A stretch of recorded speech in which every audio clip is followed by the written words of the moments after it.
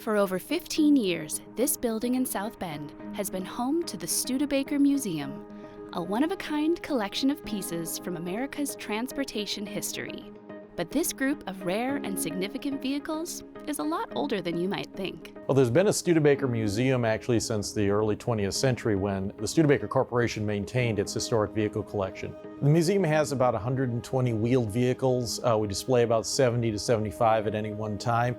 And when visitors come to the Studebaker National Museum, they will first encounter the family's Conestoga wagon, really the earliest parts of Studebaker history when the company was two men in a blacksmith shop. And from there, they see the company's growth into the world's largest builder of wagons and buggies.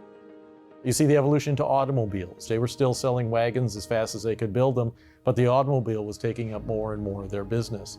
We see them fully transition to the automobile era in 1920, and then their survival of the Great Depression and wartime. And it's this journey that takes you from the earliest, the horse-drawn days when we were still getting around on foot and things pulled behind draft animals up until the space age in the 1960s, and Studebaker can take you there with something with their name on it.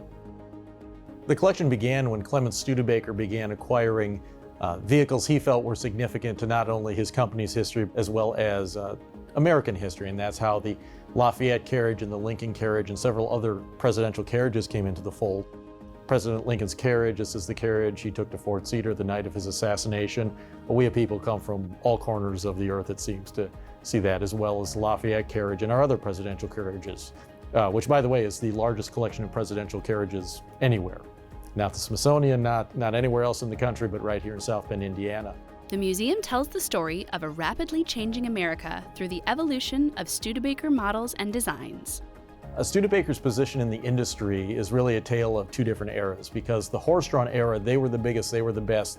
In an era when most wagon manufacturers were local and regional, Studebaker was global.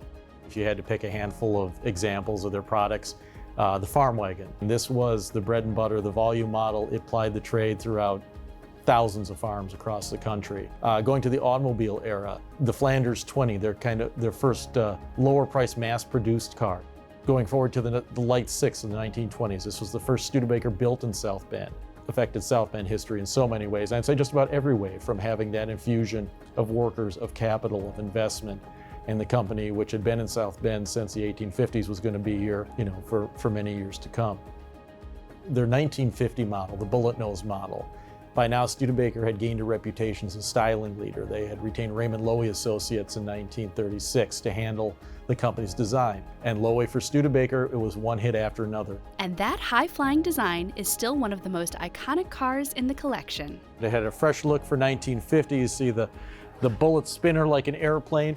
And that was Loewy's instruction to his staff. I want it to look like an airplane. And the cars were just a huge hit. They had sold more of these than any other model. And this was really pushing the envelope, really very bold for 1950 as well. And even Ford adopted, they had a little bullet spinner in the early 50s as well, but they didn't take it to near the lengths that Studebaker did. This was the era of peak Studebaker design. It was one masterpiece after another. The 53 Starliner was their next jaw-dropping, gorgeous car from Raymond Loewy Studios, completely unlike anything else produced in America.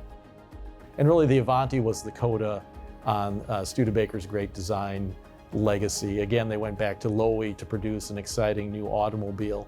He succeeded. The Avanti was a critical hit, and unfortunately, had Studebaker not had the production woes they did with the car due to the accelerated timetable, who knows what their history could have been in the mid-1960s. But it was kind of a fitting end to a company that had gone through so much, and they were able to finish on a high note. But Andrew admits one of the most striking cars in the museum isn't actually a Studebaker. This is the 1956 Packard Predictor. It was built by Packard for the 1956 auto show circuit, and they really wanted to create a wow factor, so they commissioned a fresh design and just a truly stunning automobile. It's even more remarkable that the car actually survived. Generally, cars like this were just broken up after their use was done. And just some neat features on here. There's no sun visors in the windshield because they didn't want to obscure the view into the car.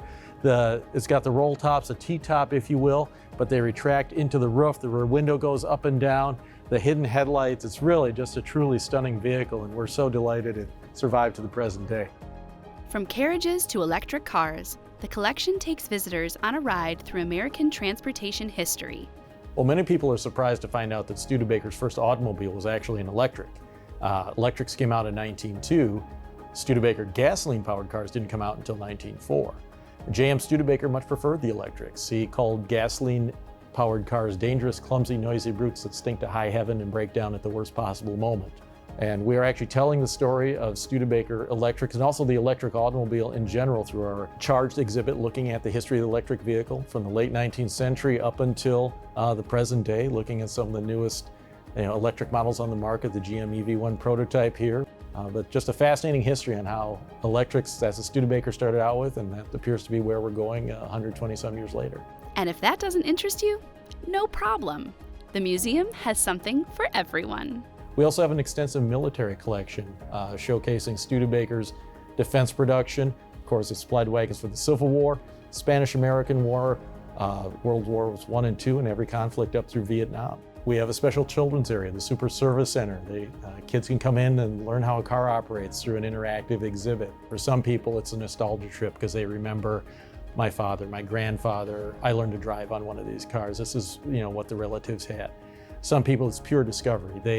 Their entire automotive existence or experience has been driving a Toyota Prius or something like that. And this is completely foreign to anything they've ever experienced. Some see it as a study in automotive design. And some people are avowed military enthusiasts, and they'll spend all day downstairs staring at the military collection. And I think that's one of our strengths we can bring. There are just so many different aspects of the Studebaker history that are accessible for people. It's, we don't care what your takeaway is, just so you don't go away hungry. That's all we ask.